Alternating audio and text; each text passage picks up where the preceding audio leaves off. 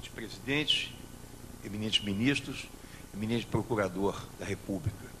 Na realidade, eu não teria qualquer necessidade de acrescentar uma palavra sequer diante da fala contundente, exuberante, irrespondível, irretorquível do meu amigo também, presidente da Comissão de Prerrogativas do Conselho Federal da Ordem, Alberto Zacarias Toron. Por ele fui eu indicado para ser seu vice-presidente.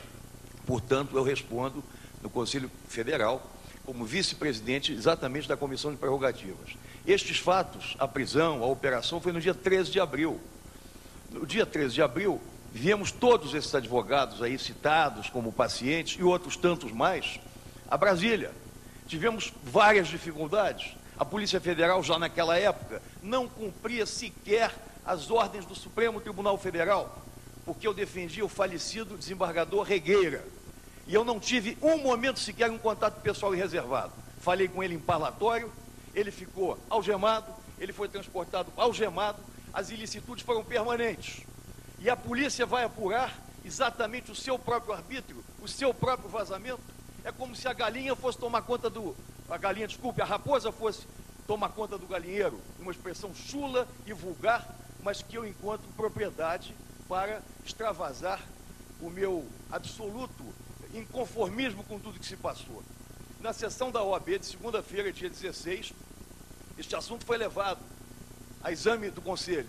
O Conselho, então, deliberou ir ao ministro da Justiça, comparecer ao Supremo Tribunal Federal, tendo uma audiência com a presidente Ellen Grace, ir de igual modo ao gabinete do ministro Peluso, e a partir daí, 2 dias depois, é que surge o acesso às fitas, ao CD.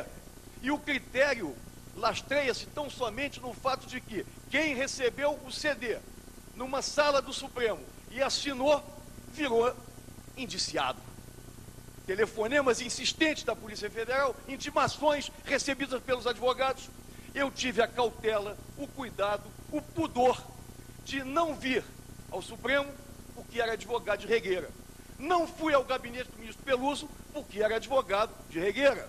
Não fui ao ministro da Justiça porque era advogado de Regueira.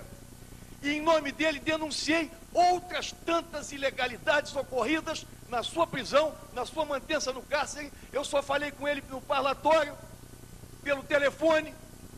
O policial federal Elzio, responsável pela investigação, e outro cujo nome não me recordo, disse-me que o Supremo mandava no Supremo e que simplesmente contato pessoal e reservado na Polícia Federal, para ele, era exatamente o que estava ocorrendo.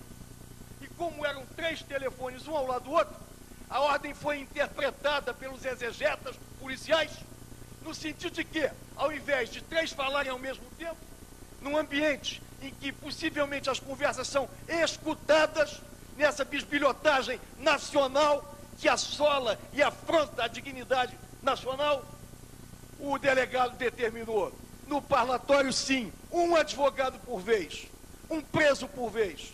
Essa é a história dos bastidores, nos desvãos policiais, que, sob a fé do meu grau, dou testemunho. Não tive oportunidade de defender Regueira, o destino o levou para a paz do céu, antes que ele tivesse tido a oportunidade até de positivar a sua inocência perante esta corte. Eu o defendia como amigo que dele fui por mais de 30 anos. O conheci na casa do saudoso professor Roberto Lira, de quem fui aluno, mestre maior, que tive a oportunidade de conhecer ao lado de Hungria, que não tive o privilégio e a honra de conhecer, e que influenciou decisivamente a minha formação profissional. Neste Supremo, milito desde 74, há 33 ou 34 anos.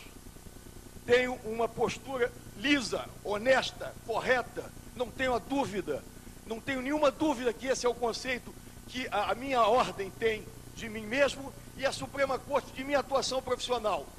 E não vou placitar, não vou me curvar, não vou me dobrar diante de comportamentos abusivos, ilegais e arbitrários desta Polícia Federal, que de tão festejada hoje enodou a imagem do país, com condutas inteiramente atrabiliárias. Recentemente, esta Suprema Corte decidiu outro caso que eu não vou referir, não tem nada a ver com o que se examina agora, mas querem atingir a advocacia brasileira. E a advocacia brasileira resistiu na ditadura. E não vai ser agora, com a Carta Cidadã, nesse tribunal, que é a sentinela da liberdade, que é o guardião das liberdades públicas e democráticas, que se vai atingir a advocacia, que reclamou do benefício concedido à TV Globo, que agora recentemente se repete, de benesses concedidas ao Estado de São Paulo, à Folha de São Paulo. Nós soubemos de tudo pela televisão, e o acesso foi em razão, sim, de uma determinação do ministro Peluso, mas depois, não sei por que cargas d'água, em um momento não muito inspirado de Sua Excelência, disse ele textualmente: nem esta corte, referindo-se a funcionários, evidentemente, nem o Ministério Público, como se ele tivesse investigado, a instituição Ministério Público também não está acima do bem e do mal, essa santidade do Ministério Público tem uma pregoada, inexiste. Pode haver má conduta em qualquer situação, em qualquer lugar, em qualquer contexto, mas todos hão de ter o direito ao devido processo legal e as garantias processuais, a presunção de não culpabilidade ou a presunção de inocência, a exclusão da prova ilícita. Essa profusão que se faz hoje, desta maneira de fazer a investigação, dando foros de verdade definitiva ao que diga a autoridade policial federal, é absolutamente despropositado esse modo de proceder. Eu tenho para mim que talvez tenha me excedido, como outro dia afirmou o ministro Eros Grau, indagando se tinha se excedido, indagando do eminente presidente. E depois, no final, Vossa Excelência indagava de novo e dizia que não havia se excedido. Eu parafraseio Vossa Excelência, indagando da corte se me excedir. Talvez o tenha feito, mas tenho segurança também de que não me excedi, na medida em que estou aqui representando o legado da advocacia brasileira, dos que sempre resistiram, daqueles que não se dobraram, daqueles que não se curvaram, daqueles que não se entregaram e que defendem a grande causa da advocacia, que é a causa da liberdade humana. Este é o nosso cliente, como disse o saudoso e grande advogado Evaristo de Moraes. A causa da advocacia é a causa da liberdade. O dia que acaba a advocacia, acaba a liberdade, acaba a justiça, não se tem mais sonho, não se tem mais esperança, não se tem mais nada.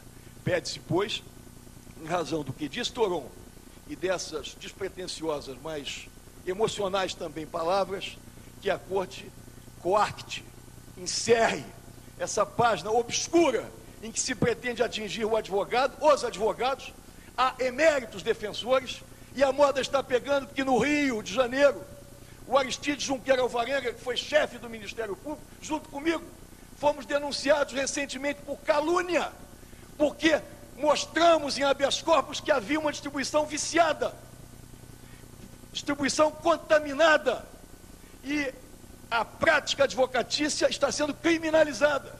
Talvez eu precise de outro habeas corpus nessa corte, novamente.